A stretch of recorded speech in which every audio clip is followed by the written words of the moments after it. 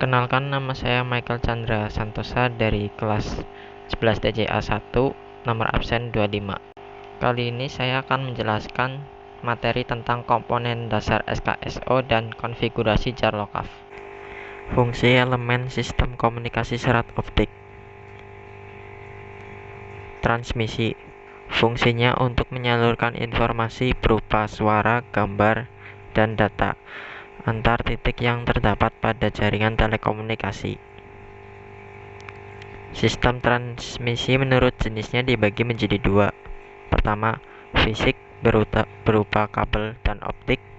Kedua, non-fisik.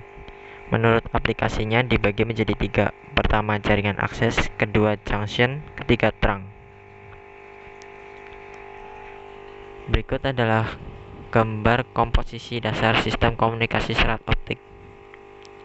Di bagian light source terjadi konversi sinyal elektrik ke optik, lalu menuju ke fiber optik sebagai media transmisi sinyal optik, lalu ke repeater terjadi konversi sinyal optik ke elektrik, lalu ke optik, lalu kemudian ke fiber optik lagi terjadi media transmisi sinyal optik, yang terakhir ke detektor terjadi konversi sinyal optik ke elektrik.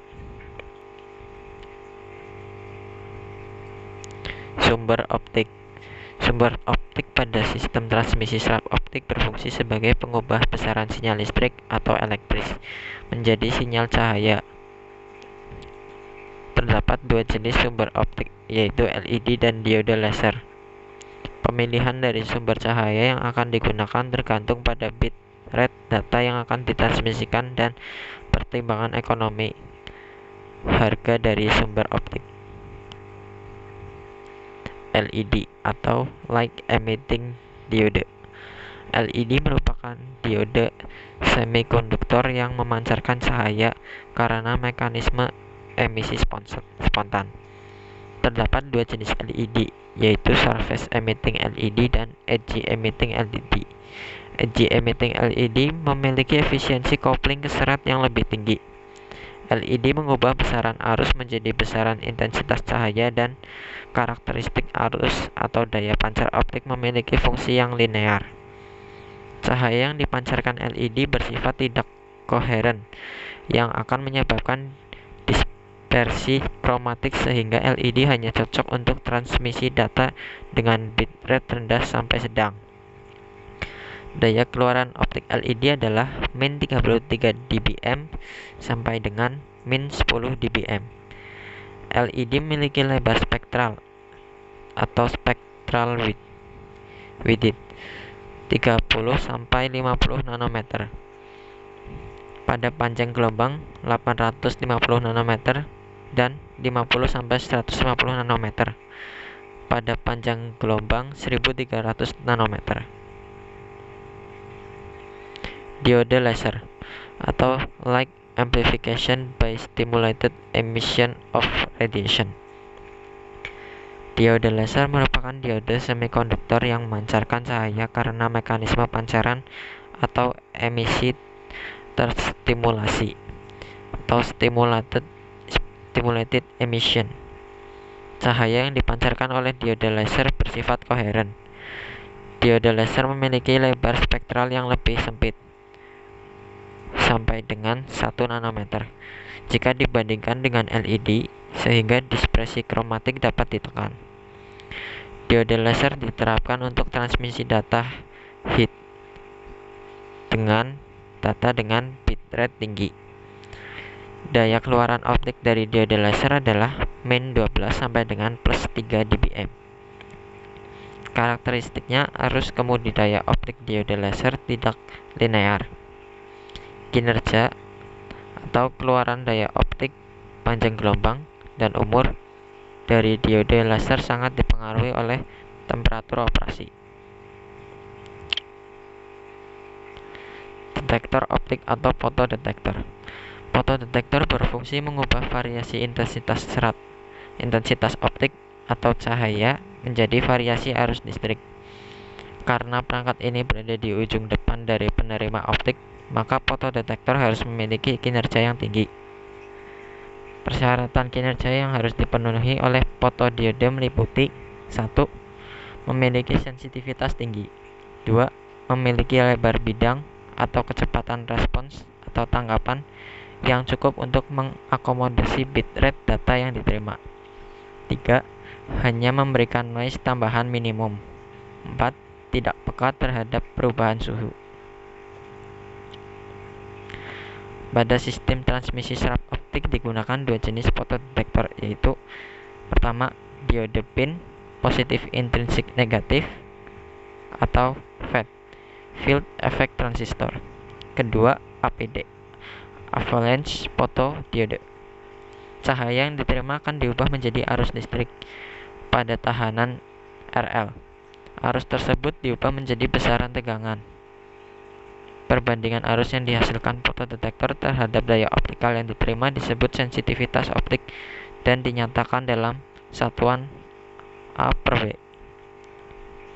Sensitivitas suatu fotodetektor sangat bergantung pada panjang gelombang operasi dan bahan fotodetektor. Berikut adalah gambar rangkaian fotodioda. Konfigurasi jar lokal. Teknologi yang digunakan untuk jar lokal. Yang pertama, DLC atau Digital Loop Carrier. Kedua, PON, Passive Optical Network. Ketiga, AON, Active Optical Network. Berikut adalah gambar konfigurasi umum DLC. Terdapat local exchange dan central terminal dan remote terminal. Lalu gambar konfigurasi umum PON atau AON. Di gambar tersebut terdapat local exchange, optical line terminal, optical network unit, passive optical network, active optical network, passive splitter, dan active splitter. Fungsi bagian penyusun DLC.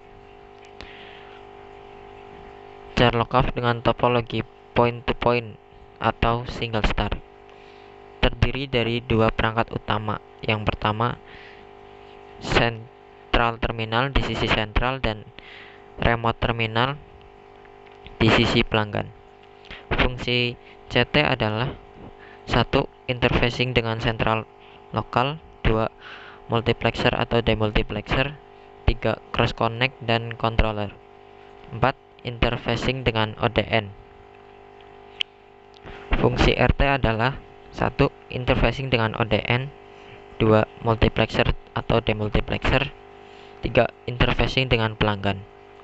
DLC pada umumnya digunakan untuk pelanggan yang terkonsentrasi atau untuk gedung bertingkat atau high-rise building. PON atau Passive Optical Network merupakan sistem jar lokal yang memiliki topologi jaringan point to multipoint atau multiple star. Untuk membentuk jaringan point to multipoint digunakan komponen pencabang pasif atau passive splitter. Diterapkan untuk pelanggan dalam cluster yang berukuran kecil 4-120. Jaringan optik PON dapat digunakan bersama-sama atau diintegrasikan untuk jaringan distribusi atau broadcast. Fungsi bagian penyusun PON. OLT atau Optical Line Terminal berfungsi untuk 1. Interfacing dengan sentral lokal. 2. Multiplexing demultiplexing. 3. Cross connect dan controller. 4. Interfacing dengan ODN. ODN atau Optical Distribution Network berfungsi untuk transport dan distribusi data dari OLT ke ONU. PS atau Passive Splitter berfungsi untuk mendistribusikan daya optik ke semua cabang. Rasio 1:1, 1:4, 1:8, 1:16, 1:32, 2:2, 2:4, 2:8, 2:16, dan 2:32. ONU atau Optical Network Unit berfungsi untuk interfacing dengan ODN. 2. Multiplexing demultiplexing. 3. Interfacing dengan terminal pelanggan. Sekian video dari saya. Mohon maaf jika ada kesalahan. Terima kasih.